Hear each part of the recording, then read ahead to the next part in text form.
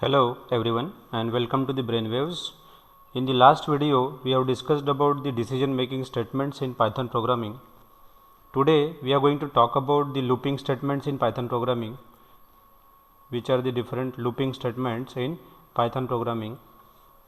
In that we are going to discuss what are the loops, what do you mean by loops, like while loop, for loop and nested loops. Okay, so before starting the video, if you have not subscribed to my channel yet, then kindly subscribe the channel so that you will get the notification whenever I will upload the next video. So let's quickly start. So we'll start with what do you mean by loops. Loops are used to execute the set of statements multiple times. Whenever we want to execute the set of statements multiple times, then we are using the loops. Okay. Now there are certain conditions that need to be satisfied whenever we want to execute the loops. So if you want to enter into the loop, for that purpose I need to write a particular condition, so that whenever this particular whatever the condition I am going to specify, if that particular condition gets satisfied, then and then only I am going to enter into the loops, otherwise I will not enter into the body of the loop. So you can see, whenever the body of the loop or whenever the condition which I am going to specify, if that particular condition become false, then I will be coming out of the loop, means that the control will automatically come outside of the loop. So there are two types of the loops are there. First one is called as an infinite loop and second category is called as the finite loop. So what do you mean by infinite loop? As the name itself suggests, which will lead to infinity. Whenever a loop leads to an infinite step, it will never halt. That particular kind of loop is called as the infinite loop. It will go on revolving, it will not stop anywhere.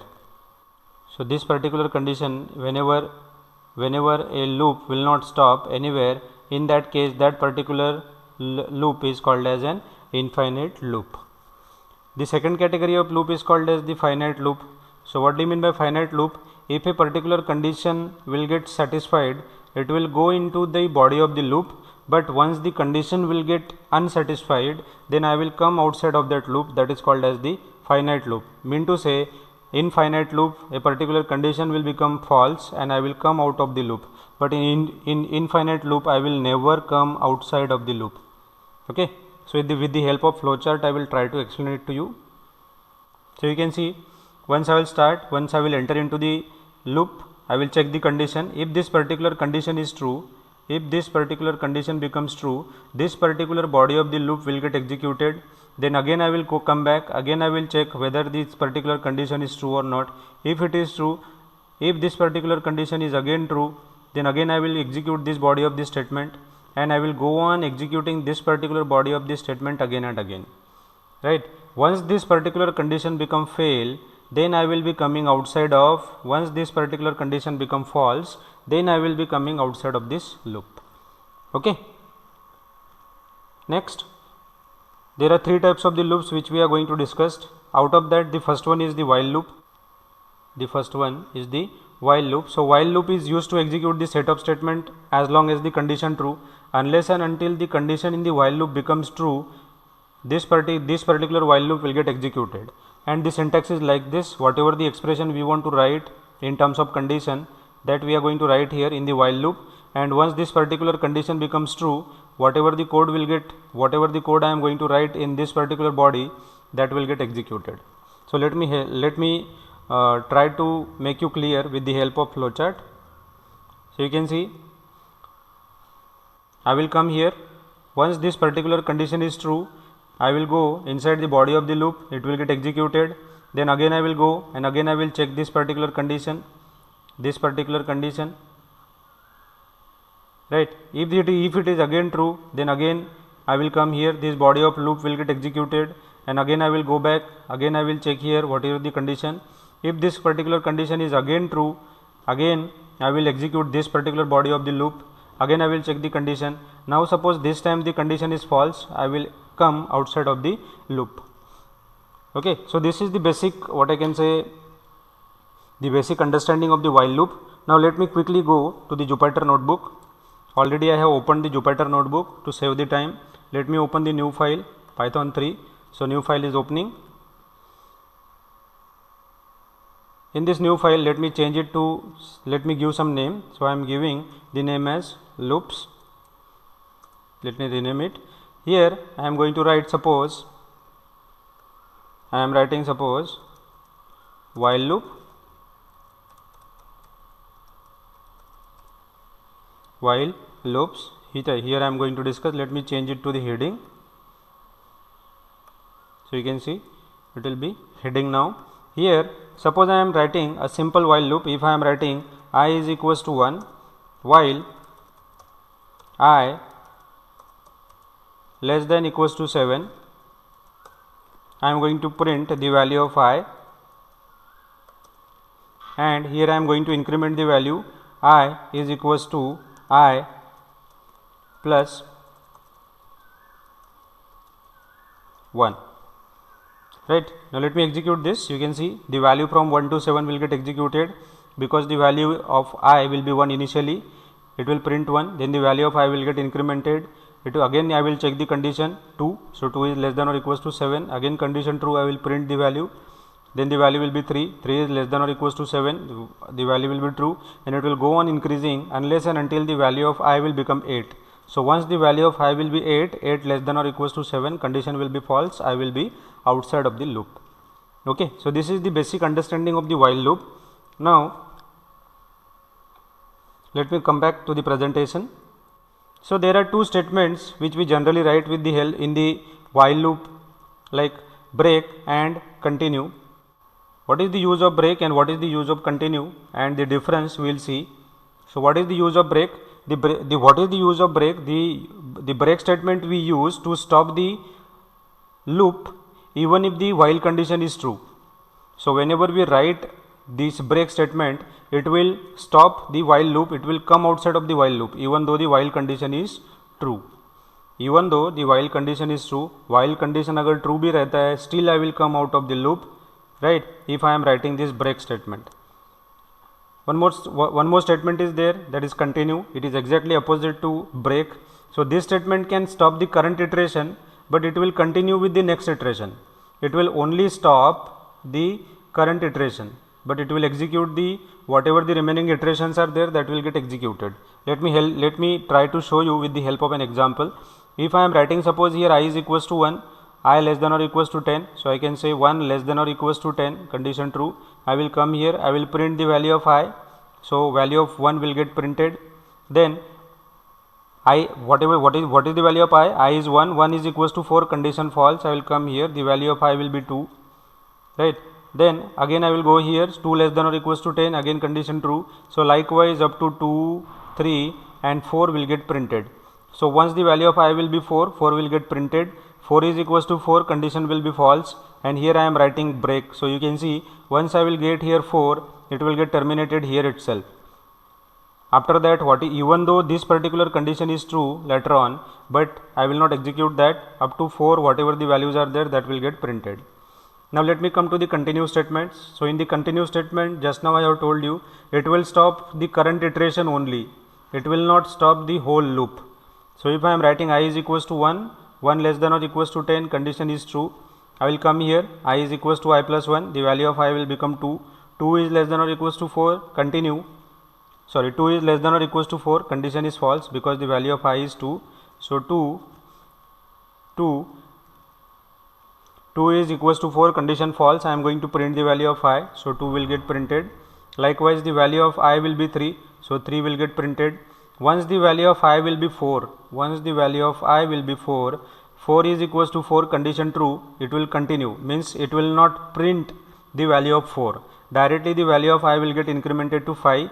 5 is equals to 4, condition false, so I am going to print the value of 5. Likewise 5, 6, 7, 8, 9 and 10 will get printed, right. So this is the break and continue. One more time, the break is used to stop the loop even if the while condition is true, and continue statement will stop only the current iteration, it will not halt the whole while loop. So let me show you the program for this, so that you will have a clear idea. So if I am writing here, suppose break in while loop, and let me change it to the markdown cell. Here suppose I am writing now I is equals to 1 while I less than or equals to 10, and here I am writing suppose print I, and then I am writing suppose if the value of I is equals to 4, then I am going to break, and then I am going to increment the value I is equals to I plus 1, right. So you can see now, 1 2 3 4 has been printed, and after 4 it will break the loop, it will go outside of the loop, right. So this I is equals to I plus 1, you can write like this, or if you don't want to write like this, you can write like this also, okay. Still you will be getting the same output. So generally we write like this in the programming, but for your understanding I have told you like that, okay. Now let me talk in terms of if I am writing suppose continue statement. So continue in while loop, let me change it to markdown cell. So here I am taking the same example. If I am taking I is equals to 1, then I am writing suppose while I less than or equals to 10. Here I am typing I equals to I plus 1. There I am going to check the condition if the value of I equals to 4,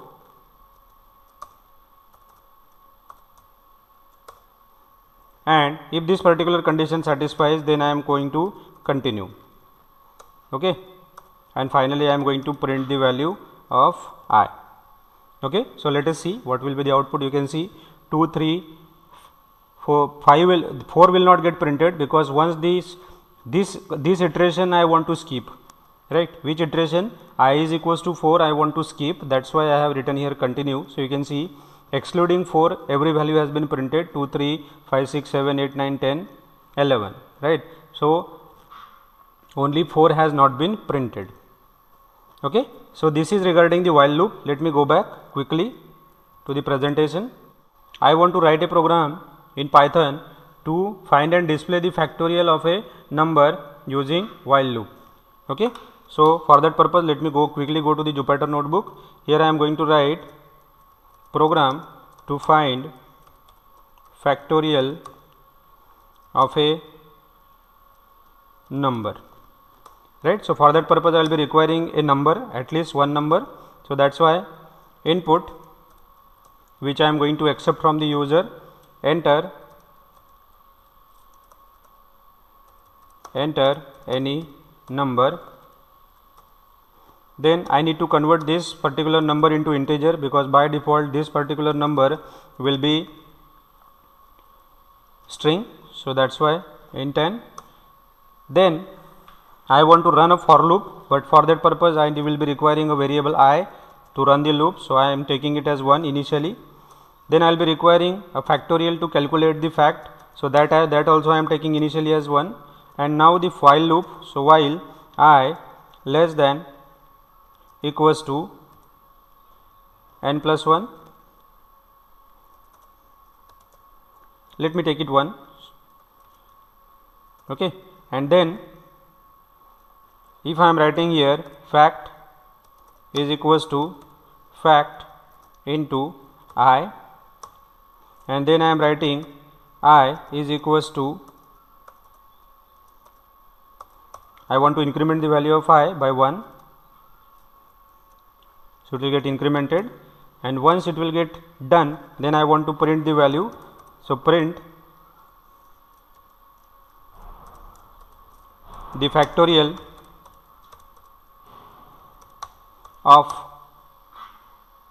whatever the value, what was the value of value n I want to calculate,